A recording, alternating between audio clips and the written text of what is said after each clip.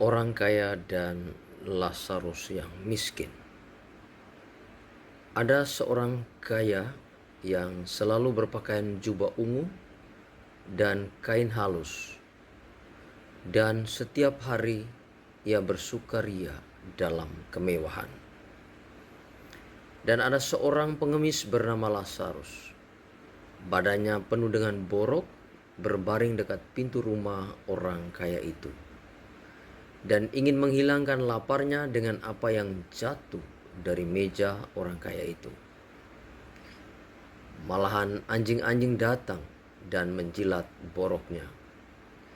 Kemudian matilah orang miskin itu, lalu dibawa oleh malaikat-malaikat ke pangkuan Abraham.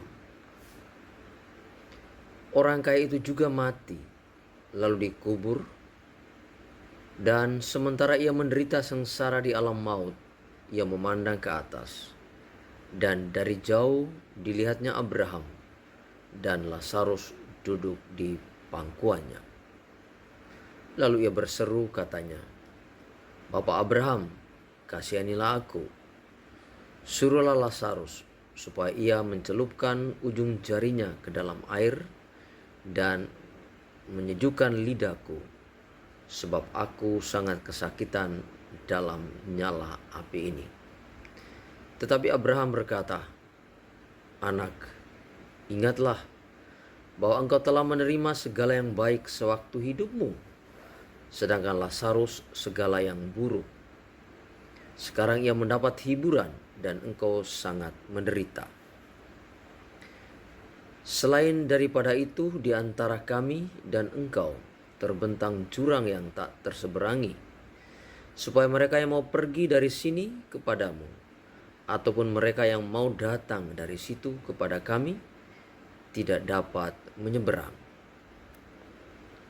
Kata orang itu, "Kalau demikian, aku minta kepadamu, Bapa, supaya engkau menyuruh dia ke rumah ayahku.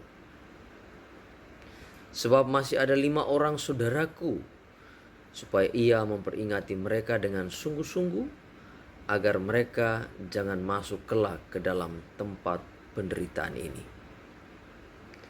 Tetapi kata Abraham, "Ada pada mereka kesaksian Musa dan para nabi. Baiklah mereka mendengarkan kesaksian itu." Jawab orang itu, "Tidak, Bapak Abraham. Tapi jika ada seorang yang datang dari antara orang mati kepada mereka, mereka akan bertobat." Kata Abraham kepadanya, "Jika mereka tidak mendengarkan kesaksian Musa dan para nabi, mereka tidak juga akan mau diyakinkan sekalipun oleh seorang yang bangkit dari antara orang mati."